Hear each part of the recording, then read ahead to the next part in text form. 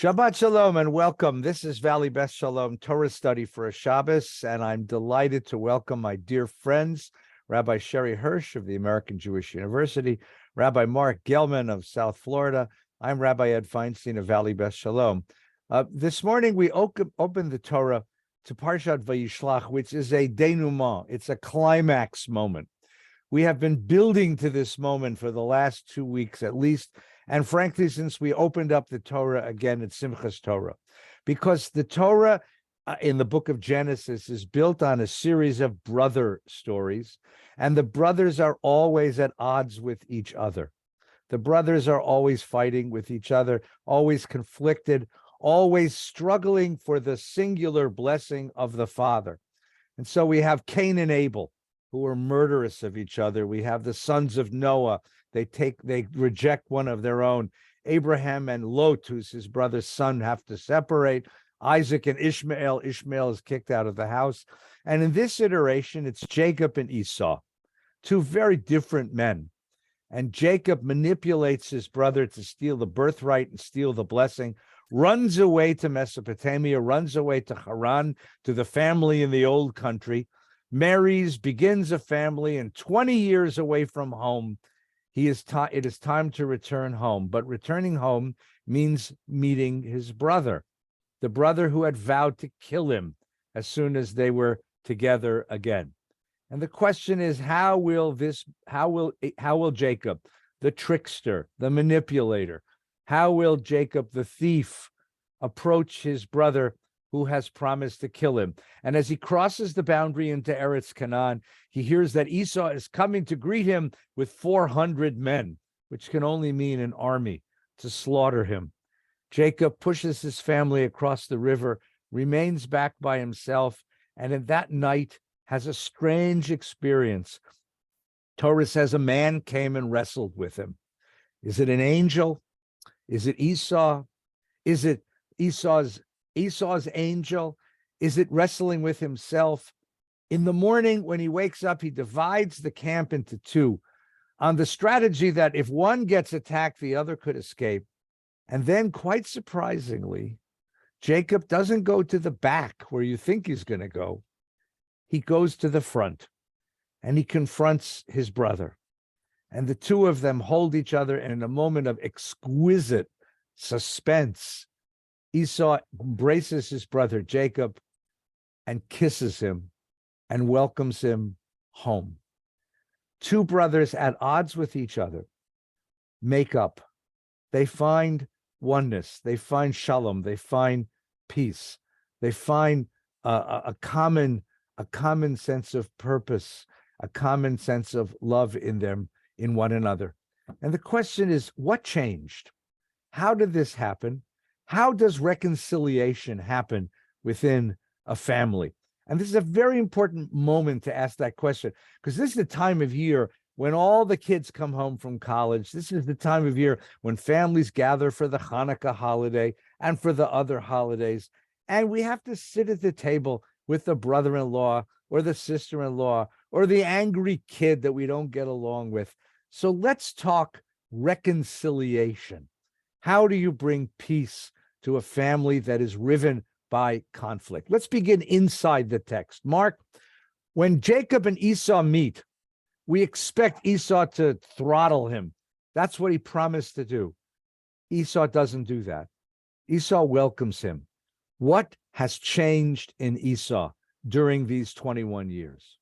Well, he got older, he got rich, and he discovered the lesson that all siblings have to discover, which is that their worth does not depend upon what their mommy and daddy think about them. Their worth depends upon how they live their life in the presence of God. And it takes a long time to learn that. And when you're young and you think love is a zero-sum game, which a lot of children think, namely, if my parents give love to my sister, that's love taken away from me. That's a misunderstanding about love.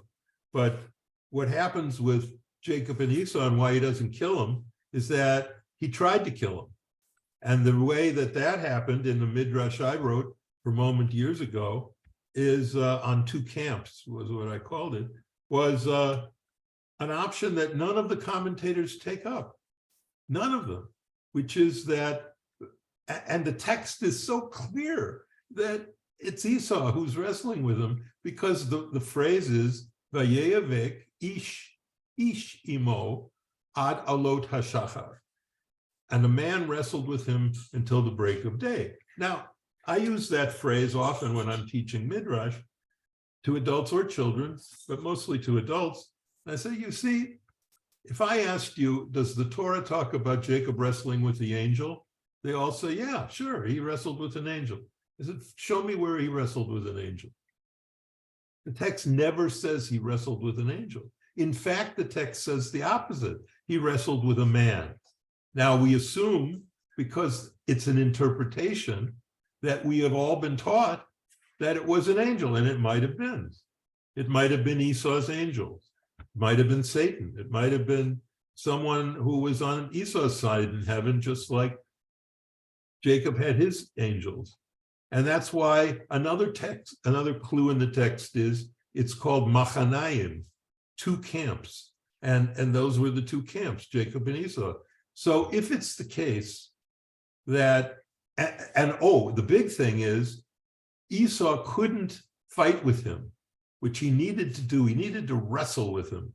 He needed to punch him in the face. He needed to tell him, you SOB, I hated you, I hate you, you took my blessing away, and now I'm gonna kill you. And Jacob had to say, I'm not just an Ish Ohalot, I'm not just a guy who hides behind his mommy's skirt. I'm here, I'm in front of you. And if you want to hit me, I'm going to hit you back, and we'll wrestle and we'll work it out. And when I grew up, that's how guys who had fights generally worked it out. And I don't know if that still happens, but there was something therapeutic about it. So if it was Esau, then it makes sense. The sentence that he wrestled with a man makes sense.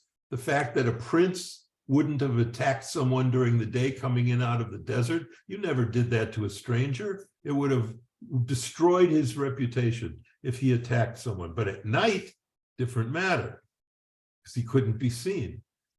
So that is the reconciliation between the two of them. And that explains why at the end, Jacob says, seeing you is like seeing the face of God. And meaning you were the one who I needed to see. You were the one who I needed to resolve this with. And we're either going to go forward or one of us is going to die here. And that, I think, is the key to all reconciliation, which is you think to yourself at some point, wait a minute, what is the alternative here? Either we're going to have this family crumble into ashes and divide and never talk to each other forever and ever, and that will be the death of this family, or we're going to be able to wrestle, face stuff that is uncomfortable, face it, and move on. Move on, because it's not, you're not just the son of mommy and daddy anymore. You are on your way. And one final point, sometimes things aren't totally resolved, and we shouldn't expect that they would be. At the end, when Jacob and Esau make Shalom, they don't, and Esau says, travel with me. And Jacob said, thank you very much, but I'm going that way. If you're going that way, I'm going that way. And he ends up in Kiryat Arba and Hebron, and that sort of is the place where Abraham and Isaac were. So all these stories in Genesis, in a beautiful literary technique, are all being wrapped up, and eventually the sale of Joseph will wrap it all up, and then we can get to Exodus. That's what I think. Eddie, you said something so beautiful, which is like what changed in Esau. And I thought you were going to say what changed in Jacob. And I was thinking, I didn't even let you talk because I was so excited to jump in here, that what changed in Jacob is he wrestled. Let's say he wrestled with Esau, but maybe he wrestled with an angel, or maybe he wrestled with the demons of himself. And then he's injured, right, on his thigh. That mark is when he realizes whatever came before with Esau is imprinted in me. It's part of me, but it doesn't have to define all of me. And then when he goes and meets Esau, he's able to actually relinquish the previous story in order to open up a new story. And as you said so beautifully, Marc, maybe he doesn't want to be bestie friends with his brother, but he's open to a new story because, and I think where people get stuck is the imprint of the story becomes the entire story. And then it's like, I can't go forward because that little mark on my leg is the entirety of me, not to take the metaphor so long. And I think one of the challenges of reconciliation is not legitimizing the previous story or being right about the previous story. It's integrating that story. It's saying, yes, that happened, and I want to move forward with a new story. And I think that's the pivot that happened with Jacob when he said he was wrestling with the angel. It's that he had changed. And so when Esau saw him, he knew that he had relinquished that story. Just an idea. So let's pursue this. So the Torah gives us this story because the Torah knows that this time of year, the family's gathering for Hanukkah, kids are coming home from college, and we're going to be wrestling. We're going to be wrestling with members of the family who we have difficulty with. We're going to be wrestling for those we've had ongoing arguments with. And all of us as rabbis have sat with people who came to us and said, I want so much to reconnect with my child. I want so much to reconnect with my siblings. I want so much to reconnect with my parents. I don't know how to do it. I don't know how to do it. So Sherre, take me through this. How do you do that? What do you say? What attitude do you have? Injured, like, let's play it out. You've been injured in the relationship previously, right? Whether your child spoke to you in a way that you never, and I'm not diminishing it, but there's injuries, right? People we love, we injure. And it's not intentional, but we do because we love them and we're with them all the time. And so what is that wrestling that we need to do in order to let that injury to be part of us as opposed to all of us? And that's the wrestling that is unknown in the Torah. And I think the reason it's particularly vague is for each one of us, it's different. For some of us, we have to wrestle and work it out in therapy with another person. For some of us, we need to wrestle with the God of our understanding. For some of us, we need to wrestle with those demons and parts of ourselves that caused those rifts, right? There's a million different things we have to wrestle with, but it's implicitly vague because we don't know the recipe for reconciliation because I am not embodied in your body. And what works for me may not work for you. Marc, what do you say to that person who comes and says, I want to find a way back into a closeness with this loved one, but I can't because they're so angry at me and we've been at each other's throats for so long. How do you undo that wrestling match? I don't know how you do that. I think on a theoretical level, you have to understand that the difference between hugging and wrestling is very slim, that they're both the same act physically, where you hold someone and that's wrestling, it's also hugging. And from that, I learn, and I try to teach, that our families are not chosen. That's the fundamental existential datum of our family life. We don't choose them. We're given them. And that's why a lot of people are so much more comfortable with their friends than they are with their family, because they choose their friends and they don't choose their family. And in families, if someone is filled with anger, sometimes it's impossible for you as their brother, their sister, their parent, to take the anger away. But I think as parents, one thing that Betty and I were always conscious of was to really be particularly careful about what the Torah is now in the third generation telling us happened, which is corrosive favoritism.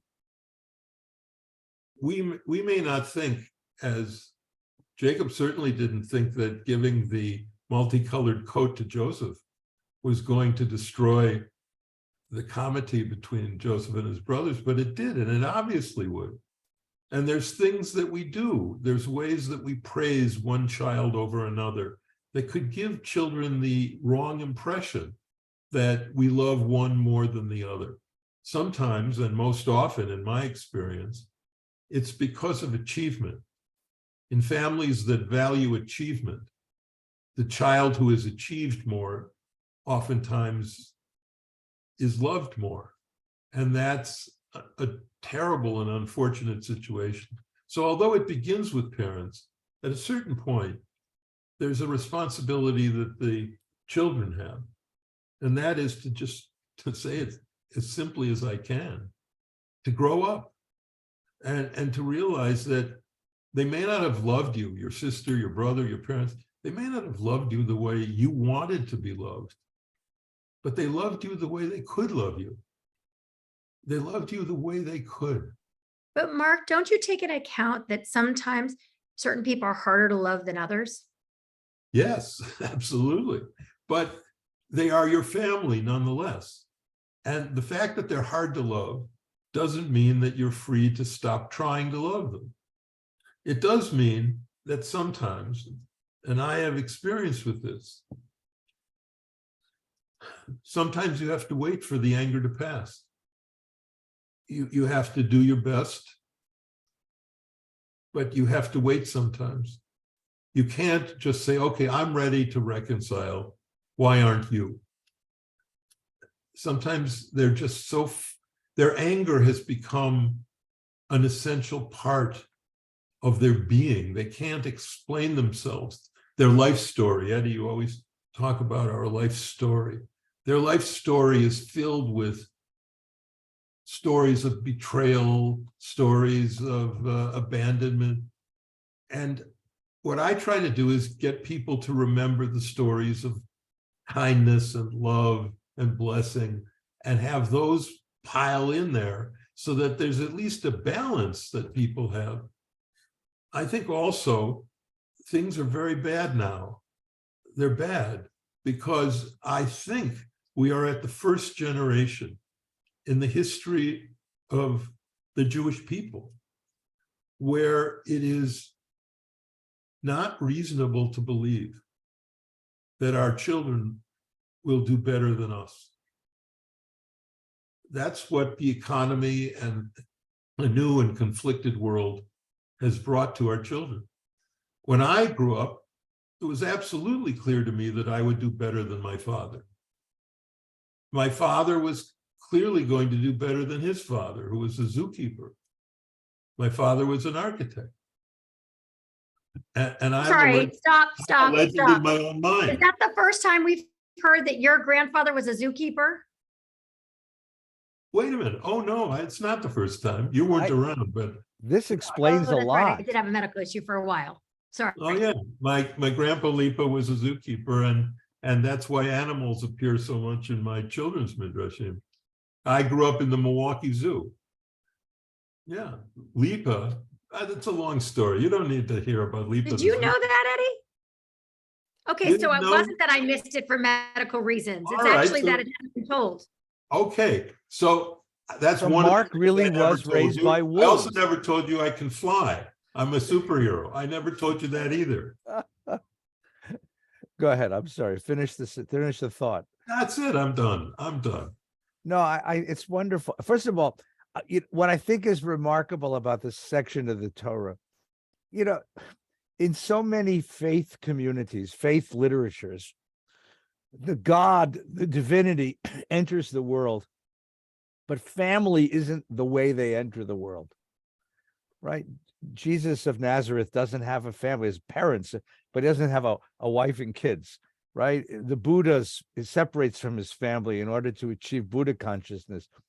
The idea that the Bible places family at the heart of religion, and that family becomes the vessel for the transmission of religious wisdom and the vessel for transmission of covenant, is a remarkable choice just for this reason, because family is so fraught, because family is so conflicted, because family is so filled with emotion.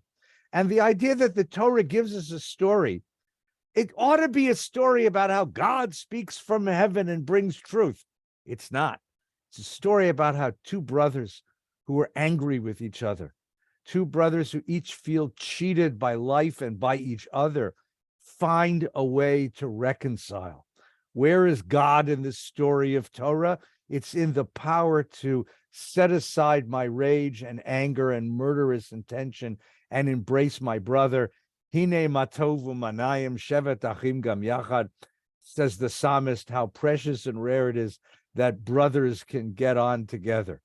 And because that rage, as Marc said, is so much part of our identity, that so many walk the world and you want to, who am I? I'm the one who got, screwed out of the things I was supposed to get from life. And that rage finds a place in the heart. It becomes who we are. And that you have here a story of two levels. One is the two brothers who find each other. But as we said at the beginning, even deeper is to find that they both are willing to let go of that. That Esau is willing to let go of that sense that I've been cheated out of my life, out of my blessing, and let go of the rage. And Jacob lets go of his sense of being exceptional, that he is outside the rules of family morality, and that both of them let go of their expectations and can look into each other's face and can see something sacred in each other's face. And I think it's just that kind of a story. And the question is, can we let go of those elements of our own character so that we can reconcile with the people in our lives? I just want to add, Eddie, that a lot of people come to me and they're willing to let go, but the other person isn't. I have all these examples that come to mind. And what do? How often do you go back to them and ask for their forgiveness? How often do you go back to them and say, I really want to reconcile? At what point do you say reconciliation is not possible, even though I'm willing to reconcile? Yeah, that's it happens. It happens. However, I would just say that the Torah gives us an answer, which is both wise and troubling. And the answer is the last verse of the story of the two brothers. And that is, it says, Jacob and Esau buried Isaac together. They buried him together. And sometimes that is the only resolution, where the source of the favoritism disappears with death and you move on to your life as an adult. And that's sometimes all you can do. I mean, if the accidents of fate put you in a family in which someone in the family or more were poisoned by anger, it's sometimes impossible to find an antidote, an anti-venom to anger. The Buddha said the only way that wrath can be overcome is through non-wrath. So our idea, your idea when you talk about families getting together, my idea as I grew up, same idea as yours. You know, if we just sit down and we talk this over and we could talk it over because there's some idea, there's some argument, there's some good reason which can work it out. No, that's not it. Because it's not about reasons and arguments. It's about presenting the other person with a complete, loving acceptance, not a bunch of good ideas on why they were wrong or right, but just an openness, an open hand to presence and love.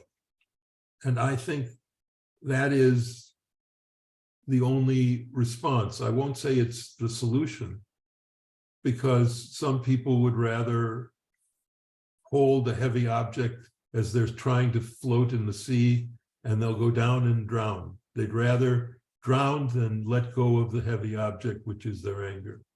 And it's tragic, but it occurs.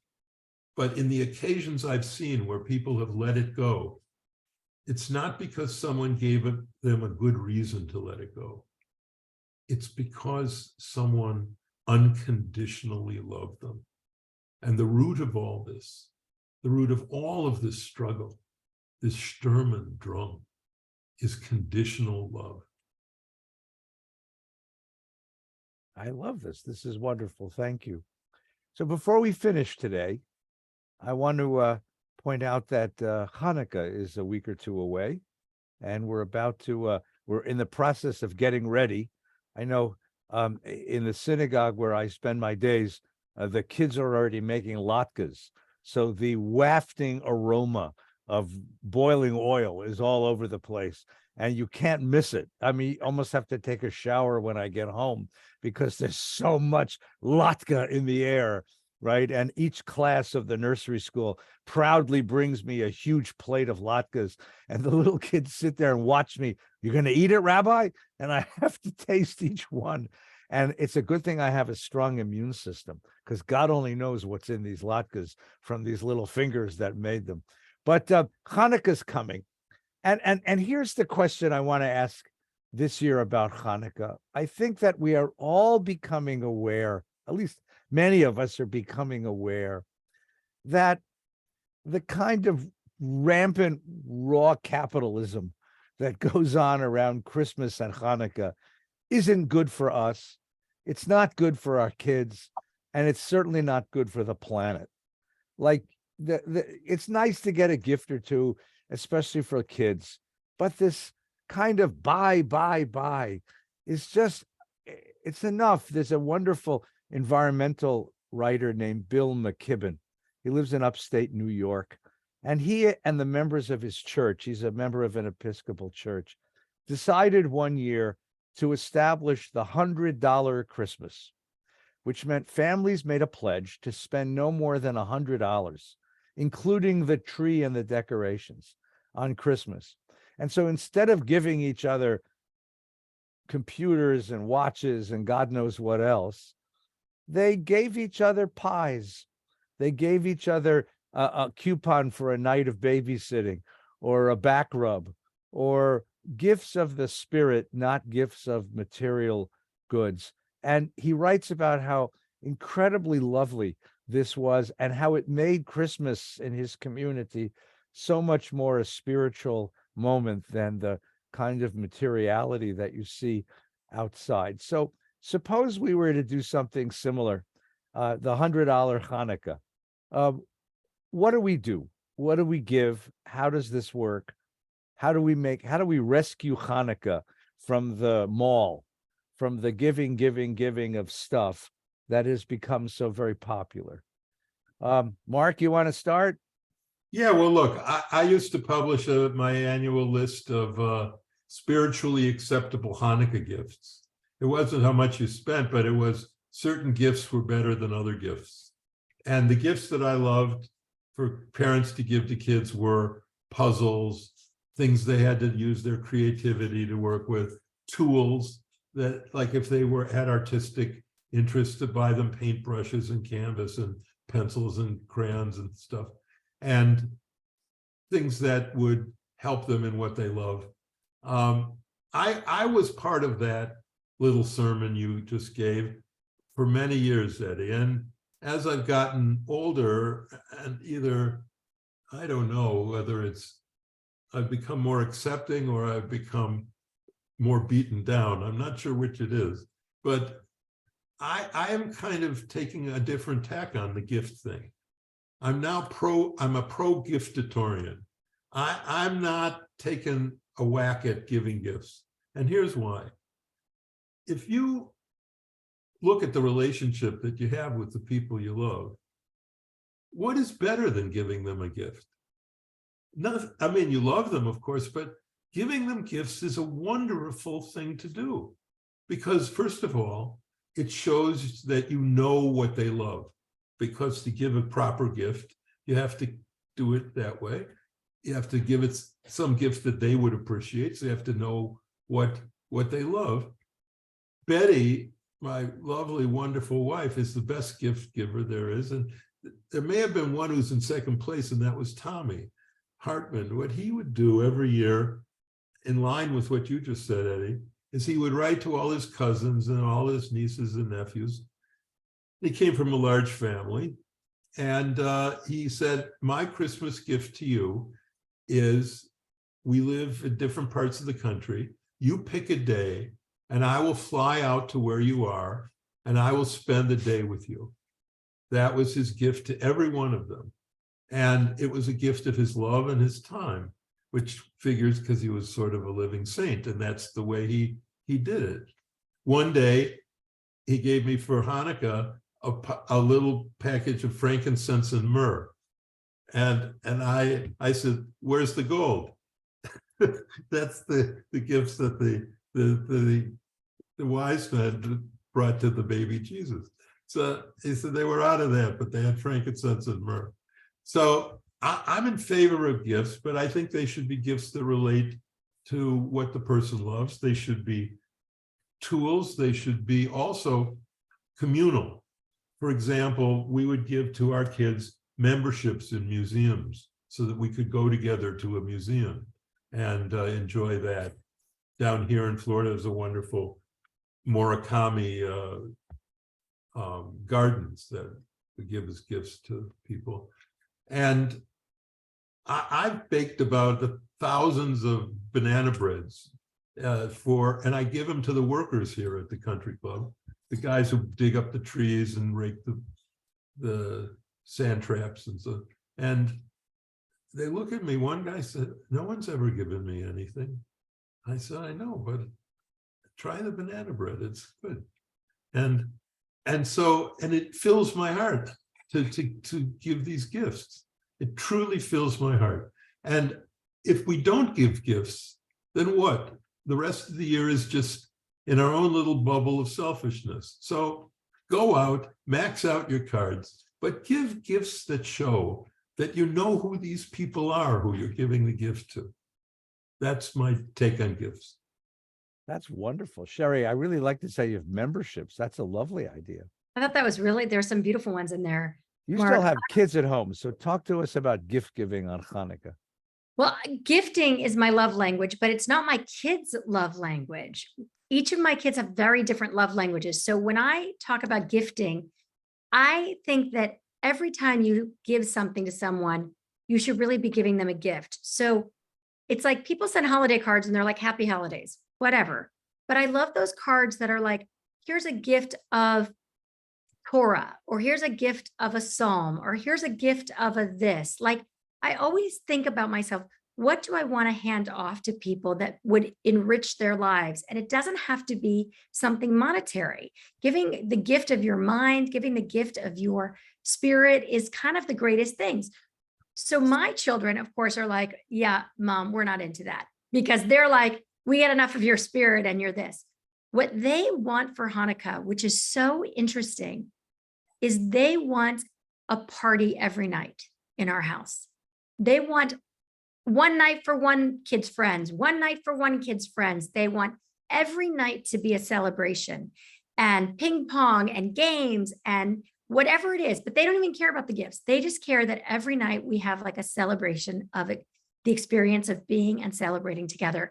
And it's so interesting to me because I'm like, what should I give you that night? They're like, we're not opening presents when other people are there. They just want to be together. So I think that's the greatest gift we give to each other. That's great. That's a good thing. When's your next party? I'll be there. Well, you guys are all welcome. Please let us know. We'd love to have everybody. He'll bring banana bread, so it'll be worth it. I will. I've made banana bread for him. I'll complain. I'll begin with a kvetch. Okay. And I'm going to get in trouble for this, I know, but I don't understand the people who send you email cards that are sent to long lists of recipients, right? You want to send a card? What would you prefer instead? A note saying hi. A personal note. Absolutely. You make a file on your computer of 11,000 people and send them a Hanukkah thing. And then, of course, they send these things that you got to click on and listen for 20 minutes. Otherwise, it keeps coming back on your computer. Yeah, but I think, Eddie, sometimes people like the card with the growth of the children and their ages. I don't Like, mind I can't that. tell you how many of my great aunts are like, thank you for sending that. That's fine. Then send it to your great aunt. It's just one of the weird things, one of the weird affectations of American Jewish culture today. But look, hey, listen, Grinch, the fact of the matter is that when, or I should call you Rabbi Grinch. Rabbi Grinch. The fact of the matter is, I agree. Bah humbug.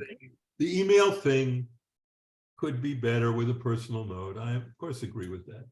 But at least they're saying something like this. Hey, you could have gotten nothing from me, but I'm thinking of you.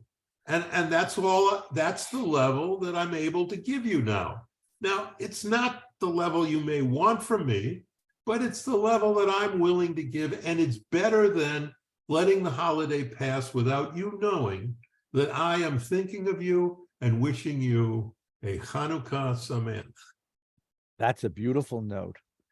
And because it's the darkest, it's the winter solstice. It's the darkest night of the year, the longest, darkest, coldest night of the year. Not for me. And Not I for know. me. I'm going to play golf. And for somebody, well, it's for someone to say, you're in my thoughts. I care for you. You're Yes. important to me. Yeah. I've thought about you. That's the greatest of all the gifts. Well, So so don't kvetch about it. I'm not kvetching. I want to wish everybody a very happy Hanukkah. Following this Torah study, of course, Shabbos morning at 10 o'clock, you're welcome to join us for prayers at Valley Beth Shalom. Please be reminded that on Sunday evening, December 11th, that's this Sunday evening at 7:30 in the evening, my dear friend Cantor Phil Barron and the composers of the Healthman Institute are presenting a program of original music written about and around and celebrating the writing of the great philosopher Abraham Joshua Heschel, whose 50th yahrzeit is going to be commemorated this next week.